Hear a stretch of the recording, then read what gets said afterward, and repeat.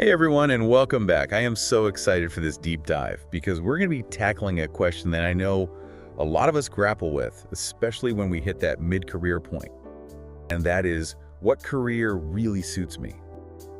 Like, if that resonates with you, then you're in the right place. You know, it's a question I hear all the time too, and it makes sense. We Yeah. spend so much of our lives working that you want to find a career that really aligns with who we are. Absolutely.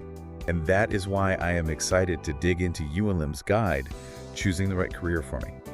This is actually part one of a series where he tackles the top 4 questions around career redesign. Wow. We're starting strong with pinpointing that ideal career. I like it. Buckle up, because Liim has got a unique approach that goes way beyond just listing out your skills. Yeah, what's so fascinating about this is that Liim argues, your professional life should be an extension of your personal identity. Oh, that's interesting. He's all about understanding who you are at your core and then figuring out how that translates into a fulfilling career.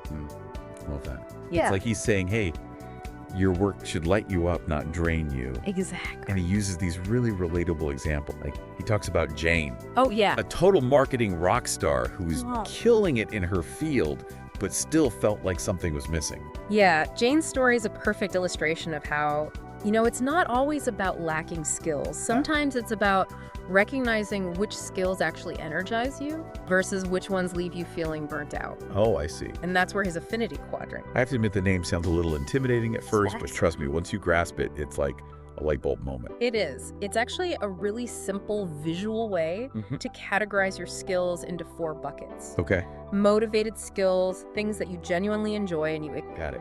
burnout skills, things that you might be good at, but they drain your energy. Yeah. Developmental skills, areas you have potential in but need to cultivate further. And lastly, irrelevant skills.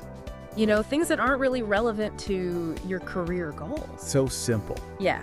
And here's where it gets super practical. Imagine using this quadrant to map out your own skills. Yeah. Right. It's just about recognizing that if you're constantly in roles that heavily rely on those burnout skills, Yeah. you're going to end up feeling drained no matter how talented you are. You're going to be miserable. Exactly. So this quadrant helps you prioritize. Absolutely. You start looking for jobs that really leverage your motivated skills Yes. and minimize those burnout areas. He goes beyond just skills and encourages us to think about our career superpower in terms of the problems we solve. I love that. It's such a cool reframing It is. because it shifts the focus from just listing what you've done to articulating the value you bring. I was so excited when I got to this part of the guide. I bet. It's like, instead of boasting about your accomplishments, you're saying, hey, here are the problems that I'm really good at tackling. Yes. What problems can I solve for you? I love it. Right. If you can clearly identify your motivated skills and the problems that you are passionate about solving, you're already miles ahead in figuring out what career truly suits you. For sure. Liim goes beyond skills and emphasizes the importance of understanding our core values. He argues that these values act as guiding principles in every aspect of our lives, including, of course, our careers. Okay, that makes sense. Right. One technique he highlights is the meaningful experience exercise. Okay. It's all about looking back at past experiences, both professional and personal, and identifying those that brought you a genuine sense of fulfillment, satisfaction, or motivation. I love that. It's like taking a trip down memory lane, but with a purpose. I like it. You're not just reminiscing. All right. You are looking for clues about what truly matters to you. Exactly. And as you analyze these meaningful experiences, you'll likely start to see some patterns emerge.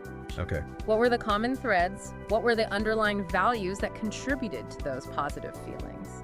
Ideally, you want to find a career path in a work environment that resonates with those values. For example, if work-life balance is a top priority for you, you're probably not going to thrive in a high-pressure, always-on role. Yeah, that makes sense. Or if you value creativity and autonomy, a job with rigid rules and constant micromanagement is likely going to leave you feeling stifled. For sure. Right. It is about finding that sweet spot where your work life and your personal values are in sync. Yes. We've already talked about identifying your core values and motivated skills. Yeah.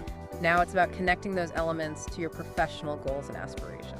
So it's like taking all those pieces, we've uncovered the affinity quadrant, our reframed accomplishments, our core values, and weaving them together into a cohesive narrative about who we are as professionals.